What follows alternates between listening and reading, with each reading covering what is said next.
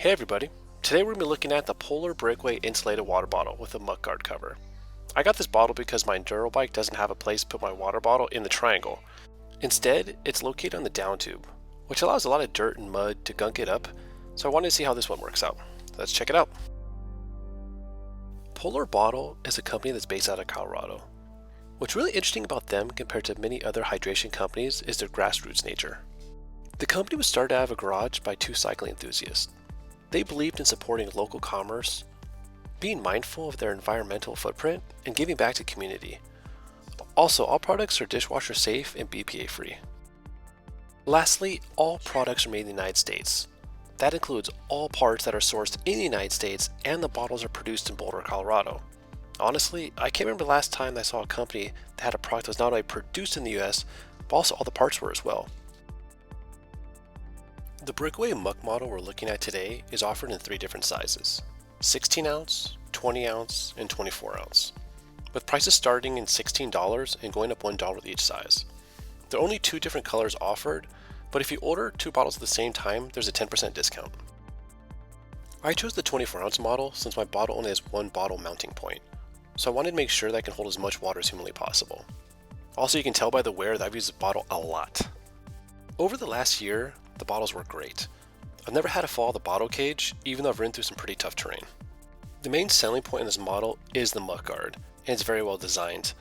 I've ridden through dust and mud, and whenever I use it, all I had to do is remove the mouthguard and just drink away. The only bad part is that it is difficult to flip open the Muckguard with one hand, but it is still possible. Here's a clip that shows the Muckguard in action. As you see that when you open the bottle after having bits of mud poured over it, the nozzle's still clean. So on the Polar website, they talk about technology in the bottle that they call tri-layer insulation. Basically, it's optimized insulation that's supposed to keep your bottle 2 times cooler than original reflective technology. To test out if this technology works, I'm going to put it head to head against 3 other bottles that I have. The other bottles are the Camelbak Podium Chill insulated bottle, the Fidlock bottle with the smoked tint, and a very basic clear water bottle with no insulation. For this test, I'm filling up each bottle with 16 ounces of water and 8 ice cubes. I'm going to give them about 5 minutes to cool down and then leave them outside exposed to the sun for about 2 hours. Every 15 minutes, I'll check the temperature of each bottle until the 2 hours is over. Hopefully we'll find out how effective this tri-layer insulation technology really is. Just a quick note before we start the test. I took the temperature reading every 15 minutes, but I'm only going to show video of every 30-minute check-in. This is so this video isn't too boring or mundane, but I'll also share the results of every 15-minute check-in at the end.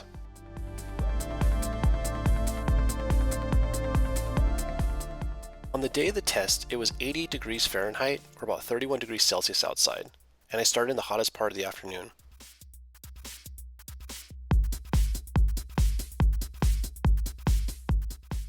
After giving the bottles about 5 minutes to cool, here were the initial results.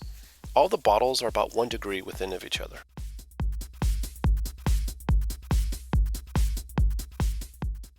Here we are at the 30-minute check-in. The first being the Fidlock bottle, which has gone up about 17 degrees. Next we have the clear bottle that's gone up a little bit higher, about 18 degrees. Next is the Camelbak, which has done pretty good, it's only gone up 7 degrees in 30 minutes. And lastly being the Polar bottle, which has gone up about 5 degrees or so.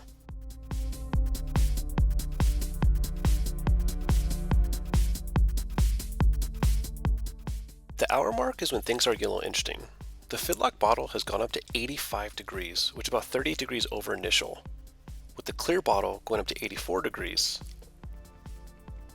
Next is the Camelbak, which is pretty impressive that it's at 66 degrees, so it's only got about 20 degrees since the start. And last being the Polar, which is at 64.7.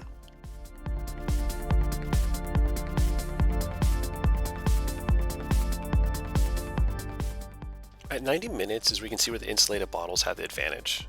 First check-ins be the Fidlock, which is almost at 99 degrees. Next is the clear bottle, which actually is beating it at 96. Next is the insulated bottle of Camelbak, which is at 78 degrees. And last being the Polar bottle, which is at 74 degrees.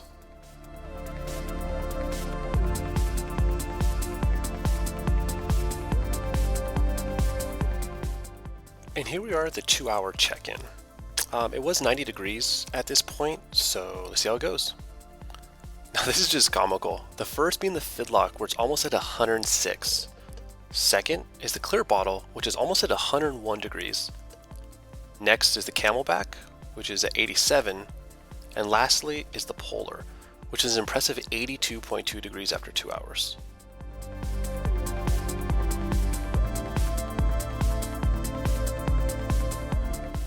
So here's the final results, and this is the one with all the check-ins. So I'm only going to focus on the initial and after 2 hours. So first thing we do is the clear bottle, which started out 48.3 degrees and ended at 100.9. So went up 53 degrees over 2 hours. The next one is the Fidlock. This one blew me away. This one gained about 58 degrees and it ended off almost at 106. The only thing I could think is maybe the tinted plastic on it somehow captures heat. Next up is the Camelbak Podium Chill, a very highly respected bottle.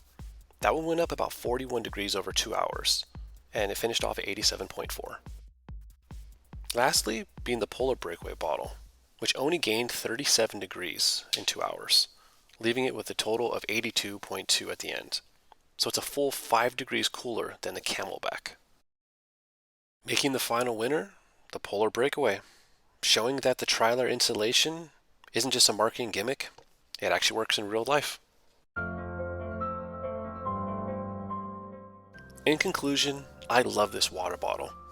Even though the graphic options are limited, the performance of the bottle far outweighs that minor gripe. I like that this is a bottle designed by cyclists for cyclists. And from what we saw in the Coldness comparison test versus other bottle competitors, the Polar has amazing insulation and it's a quality product. So if you're looking for a great water bottle, I highly recommend you check out Polar. I just want to thank each and every one of you who watched this video. And if you have any questions or if there's anything that you feel that I missed or you have any ideas for any other videos you'd like to see from me, please leave a comment below. Also, if you have any recommendations for any other great water bottles, please share in the comments. Thank you so much and have a great one.